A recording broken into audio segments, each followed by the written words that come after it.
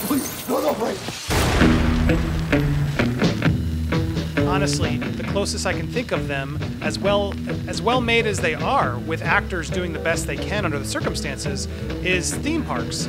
It is the cinema of human beings trying to convey emotional, psychological experiences to another human being.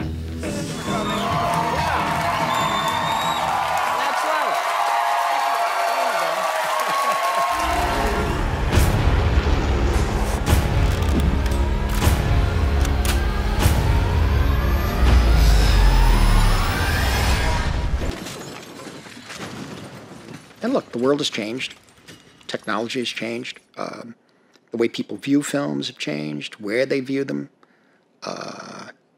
What is a film anyway?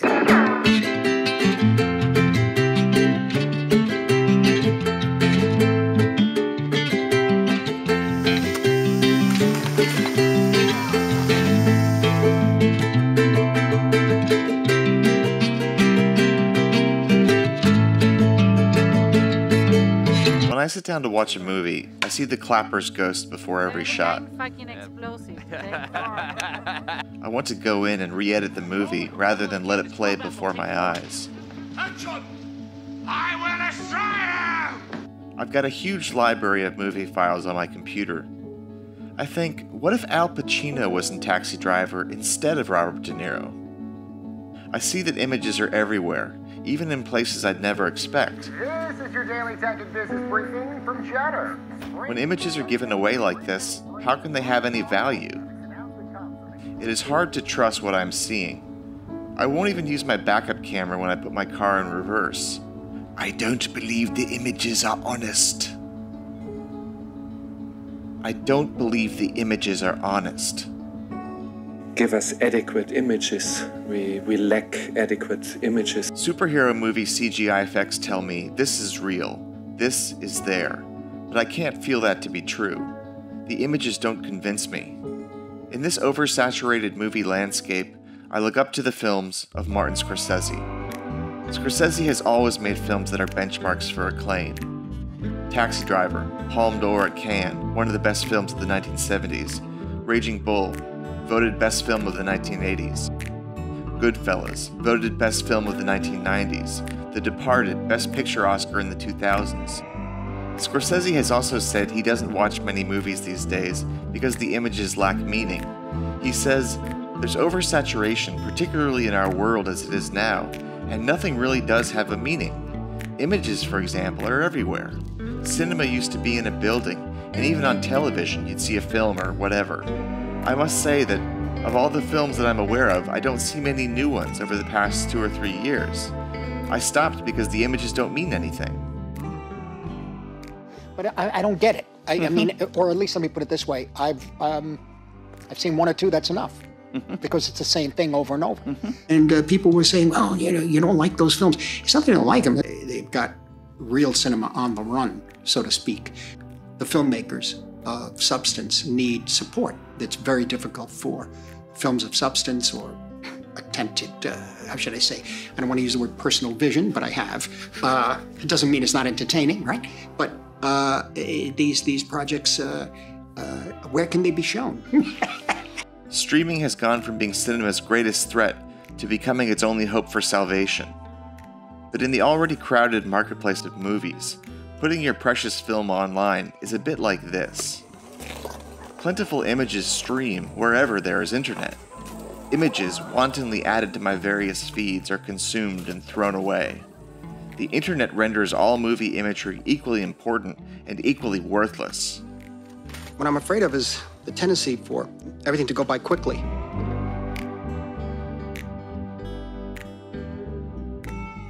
I'm afraid of what it does to the culture. A sense of consuming something and throwing it away, as opposed to being enveloped with something. The fact that we can swipe still images into motion blurs the distinction between still and moving imagery. Which brings me to this. Cinema is toilet paper. So precious, yet so banal. How many people flush a movie from their minds soon after they have seen it? Sure, it's not a perfect metaphor, but there's nothing stopping people from taking their time with toilet paper, studying it, looking at it over and over again, and even talking about how it feels with their friends. Nobody does that. When there is a steady stream of product, you don't question it, you just use it. That's the culture. There's no time to stop and think about what you watch because there's always something new enticing you to move on to the next thing. I find myself trapped in a mental Ouroboros. Cinema is not Marvel because Marvel is disposable, but toilet paper is cinema because toilet paper is precious. Yet still, I use it without thinking. There's so much to get through. Toilet paper is easy to come by, but right now it's scarce, like real cinema. I can't think of anything I want more of. A 12-pack of toilet paper retails around $5 and lasts for a month, depending on the size of your household. A monthly subscription to a streaming service is roughly the same amount. Everyone uses toilet paper to shit, and then they throw it away. Cinema is something I need, yet I take it for granted. Since most toilet paper is white, soft, and comes on a roll, we believe all toilet paper is essentially no different from any other. It's something we consume as part of our daily routine without giving it a second thought. Streaming promises unlimited content to choose from, but your options somehow all have that kind of sameness about them. And knowing you have plenty more options than you need, you then of course try to use as much of what there is as possible.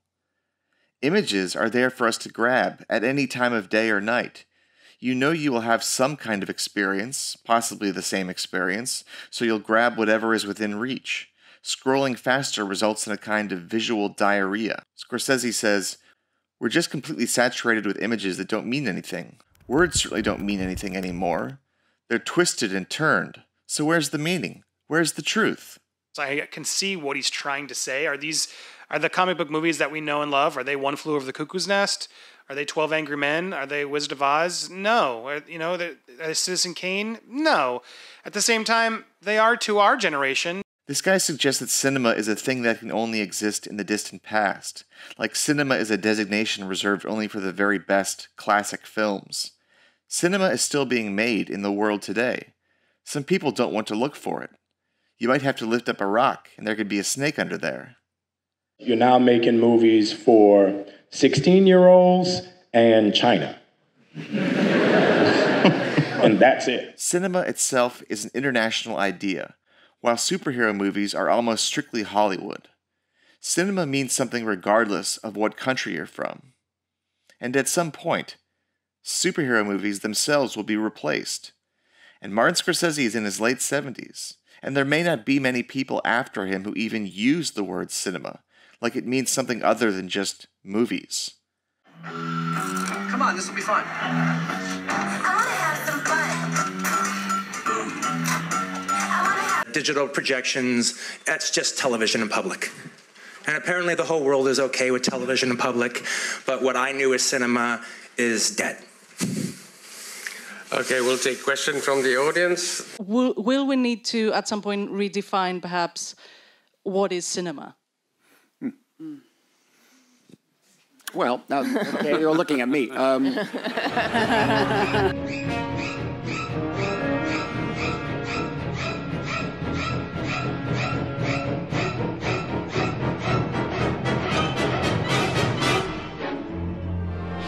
Video pirates! Bend the guns and prepare to defend borders! Cinema was born in theaters. When theaters die and everything only streams, a drop of blood in 1 million parts water will attract only sharks. Will the theatrical experience survive the age of social distancing? The original conception of what a film is and where it's to be seen has now changed so radically. Something that should always be protected as much as possible, and I think will always be there, is a communal experience. And I think that's best in a theater. Now, homes are becoming theaters too. One of Scorsese's greatest collaborators had this to say. People were going to the cinema on a weekly basis to try to understand the social upheaval that was happening all around them. And the moment a society turns to artists for answers, they're going to have great art. Great art bloomed because people wanted it. Now, it's very hard to feel that the audience wants anything from you. I want to believe in movies again. I know how distressing it is to run out of options.